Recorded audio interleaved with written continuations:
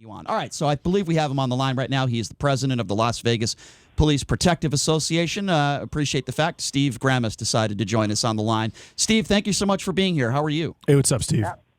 Absolutely. Thank you guys for having me. Appreciate you reaching out. And Sure. sorry if I dropped my signal there for a second, but No problem, my friend. I appreciate you taking some time to join us. All right, so we just played a little audio from Bill Foley, right, the owner of the Vegas Golden Knights, and I know you had a conversation with him. Bill Foley basically saying he supports what the Knights did in canceling some of these games, but at the same time, he apologizes if he offended anybody in law enforcement. Do you accept that apology?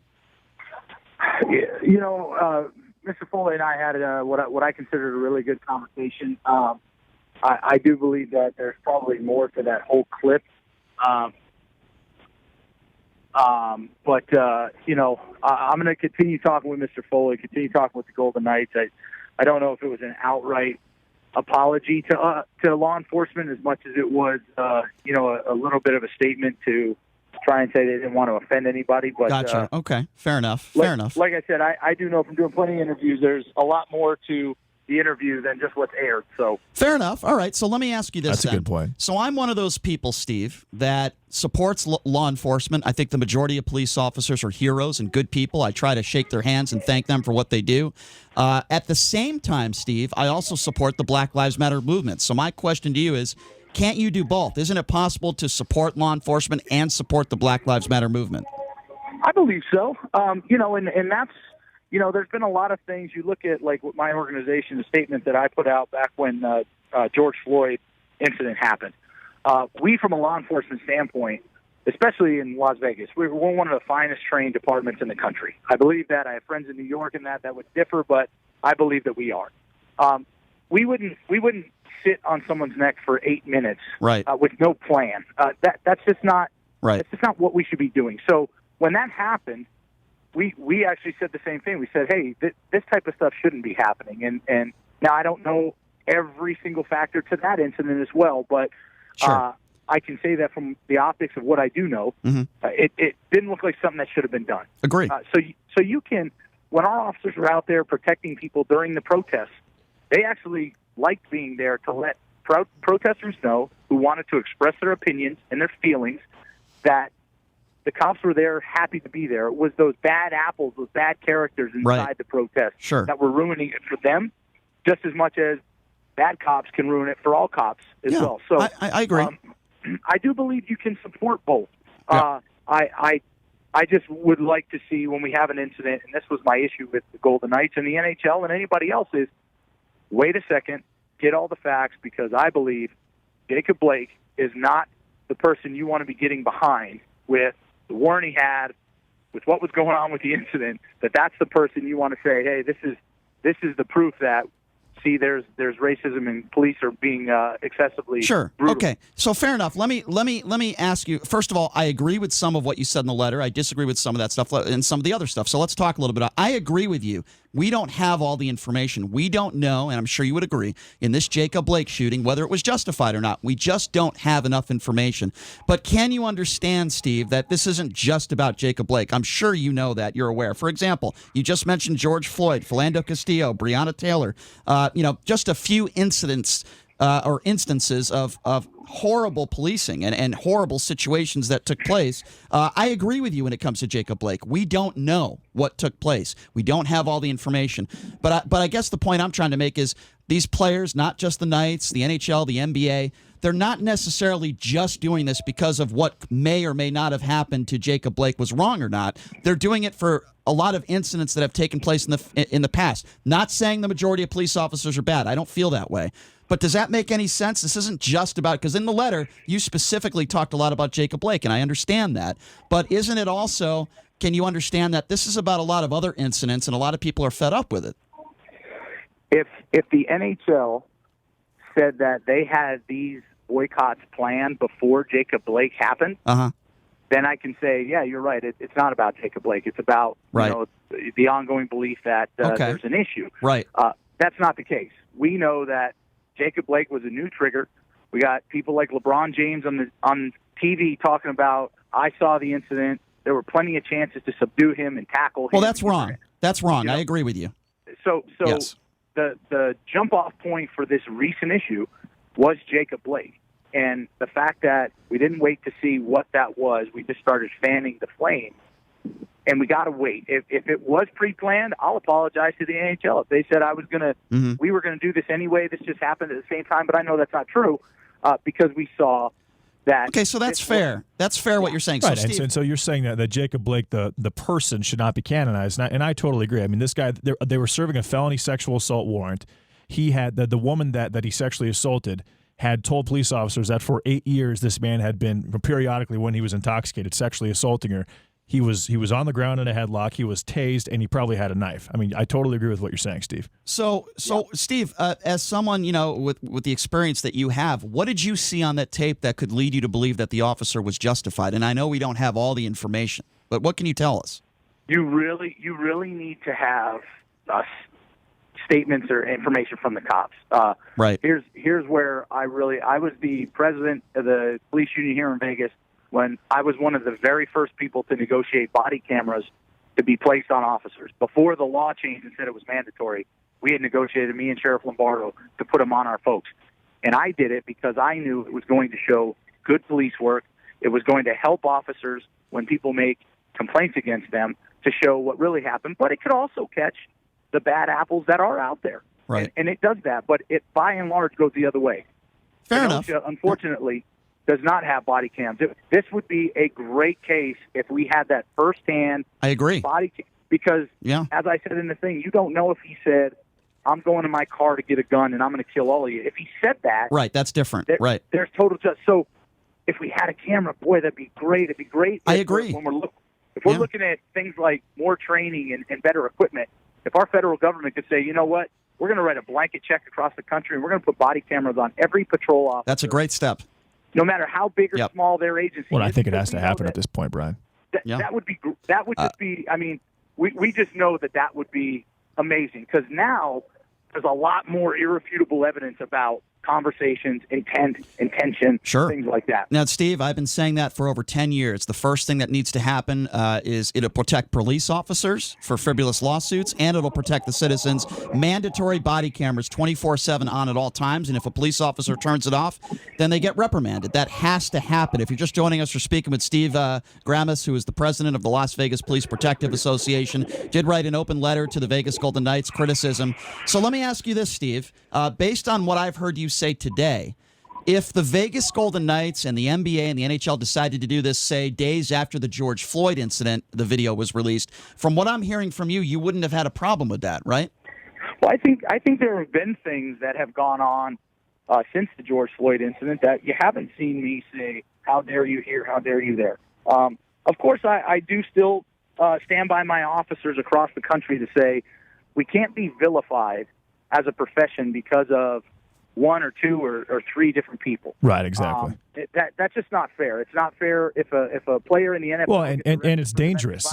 It's dangerous if the public thinks that police officers are out to get them nationwide, especially if they're one specific race.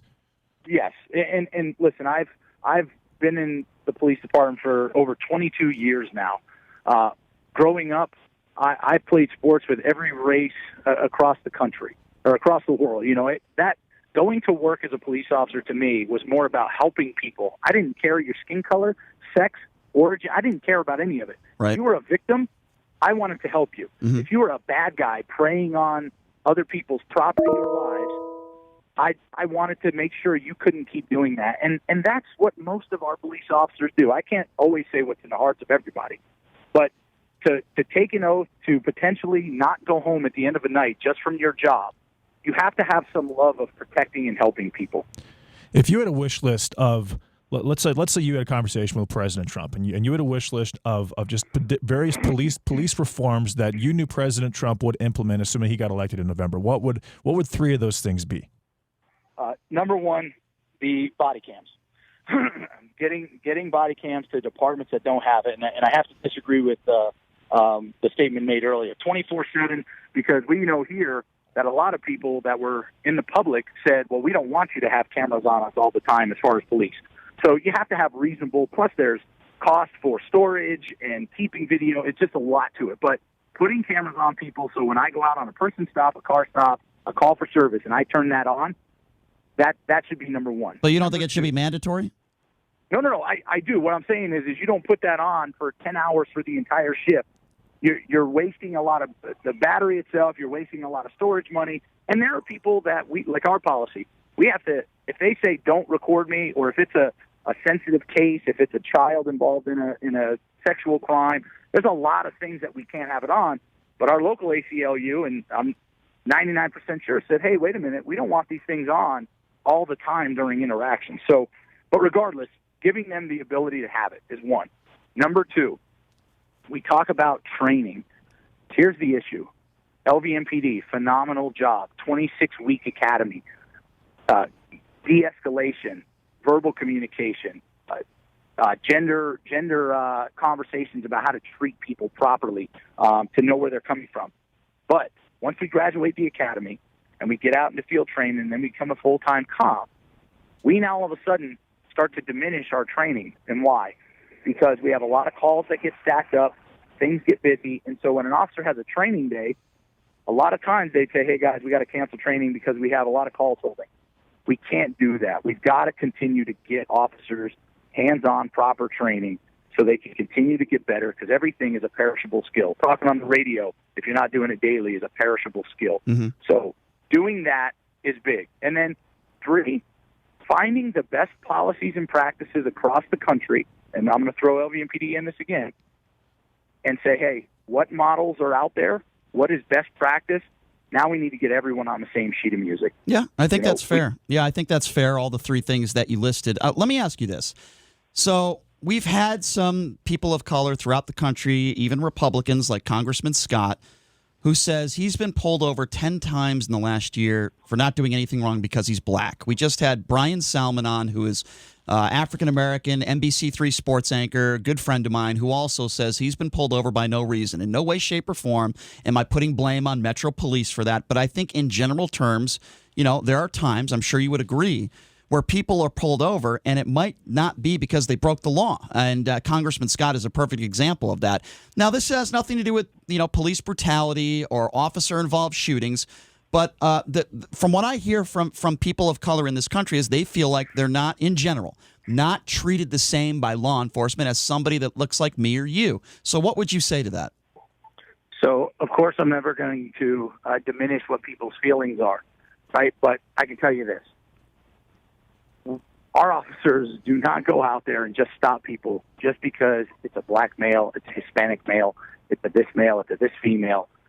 There are a lot of lawsuits that can come from stuff like that. Now, can I say 100% doesn't happen? I can't. I don't know what's in the hearts of people. But I can tell you when an officer has probable cause or reasonable suspicion, and we've seen things, I want to say it was Colorado, I'm not sure, higher-ranking public official's son was stopped, made a complaint, the cops did this, the cops did that, and then the body cam comes out. And what turns out to be true is none of that happened. Mm-hmm. We see that. So it's unfortunate if it happens to someone. It's unfortunate if they feel that way. One thing I talk to my officers a lot about is it's okay to talk to people and tell them why you're doing what you're doing. It's actually something you should absolutely be doing. Right. If someone says, why did you pull me over? Your response should not be, just give me your license. It should be, because you were speeding, I have you doing 50 and a 35, sir. Now I need to you owe that to people to do that stuff. And we do see that officers get caught up in moments and they don't make those statements. They don't help put cases out by, hey, Sure. I don't need to tell you. Yep. So that I can't. Someone said I've been pulled over 10 times and just because I'm black. I'm sorry. I just don't buy that. There's reasons. And here's the other thing. And we see some athletes doing it. And again, I'm not discounting what they say or have been through, but there's a lot of this stuff that people are saying, well, 7 years ago I had this. 10 years ago I had this. Well, report it. If you think there's a statement that goes around in law enforcement that I'd love the public to start getting a hold of. Comply, then complain. Do you think there's enough accountability, though, within the police department? I think so. Of course, again, I can only speak singularly for one department, but our department takes complaints all the time. My officers, and I know this is their union president, get disciplined all the time for different policy violations that they do. But I can't even tell you a case that I've had where someone just alleged that it was because I was this Or if it was done, we then look at the body cam and you go, uh-oh, that is not true. You actually were stopped for running a red light. So, but back to what I was saying, comply then complain. We look at a lot of these cases where people have died in police custody one way or another. Mm-hmm. But a lot of them have to do with there's some form of struggle, there's some form of involvement. Listen, if you don't agree with what the cops are doing, just comply. Get their badge number. Get their I agree. names, I don't disagree. And then go to internal affairs and say, hey, this is what this officer did, because nothing is worth losing your life over, whether you're a cop or a citizen. Steve, I agree with you 150%. I talk about noncompliance on this show every single day. And while it doesn't 100% necessarily mean you're going to be unscathed, you certainly give yourself a much better chance of not being hurt if you don't struggle with cops. I could not agree with you more there. Here's the problem, though, Steve. I had a conversation with a couple millennials a few days ago. A friend of mine, his daughter and his brother. His daughter and his son, excuse me. And they're in their early 20s, and I'm talking to them about noncompliance, and their attitude is, we're not going to comply with police. F the police. F the police. And I said, what good are you doing by not complying with the police? Let's just say hypothetically, Steve, there's a racist cop out there, and sadly there probably are a few, as you said, but I'm just giving you a hypothetical. If you got a racist police officer with an itchy trigger finger, what good are you doing by non-complying? You're giving them a reason. To me, it's so illogical. It doesn't make any sense to me. That's where I am 150% on your side. While we need to get the bad cops off the streets, and there are some bad cops out there, I don't know if it's only 2 or 3. I think there's more than that, but I still think it's a small percentage. With that being said, there's never an excuse not to comply with police officers, right? There's so much follow-through. If someone is truly being victimized and they believe that an officer is doing things, they're just cursing at me for no reason, they're being absolutely out of line, if we roll back to that whole body cam piece, but there's a lot of agencies with body cam now, it's going to show it. It's going to confirm what you have just said. And now we are going to potentially find those bad apples that are out there, and that's beneficial to a guy like me as well. Listen, I tell my officers when they're brand new in the academy, listen, you're going to make mistakes out there. You're going to do something wrong, but it's not going to be intentional. It's not because you just don't like somebody. You're just going to make a mistake. That's okay. It's when you make an intentional choice that goes against our badge, that goes against our oath, that don't be a member of my union, because I'm not going to clean up your mess when you go out and you fondle a woman on a car stop. Right. That you come to me as a father and a husband and tell me stuff like, you're probably more likely to get me to act in a way you don't want me to. That's what I instruct my guys. Go out, do your job, work as hard as you can, help people as often as you can, talk to people, go visit folks. Don't just make the interactions when you drive through a neighborhood to stop a car. Drive through the neighborhood, stop, get out, go talk to people. Right. Be a part of the community. Agree. And again, LVMPD, phenomenal job being community partners. Sheriff Lombardo, his staff, they guide our folks to say, hey, listen, go out and do these things. Take these positive steps to make us better. So when the big event happens, our community goes, you know what? This is an isolated incident. We still support our department, and we're not going to go out and burn buildings down and have these issues. Mm-hmm. Well, my last question for you, Steve. We have not discussed mental health yet. What right now? What are the current mental health evaluations? And do you think there should be maybe a yearly, or if there is, or a biannual mental health test for police officers? You know, we've talked about this several times. We do a mental health evaluation when officers come on the job to see if they're fit to be here. One of the other things, of course, just from my position is when our officers leave, we don't do that same check, right? I still tell people to this day, when I was a police officer working the streets, I can remember my daughter was 2 years old. I went to a call where a 2-year-old little girl died from SIDS. And I went to the hospital, and I saw this young lady being worked on.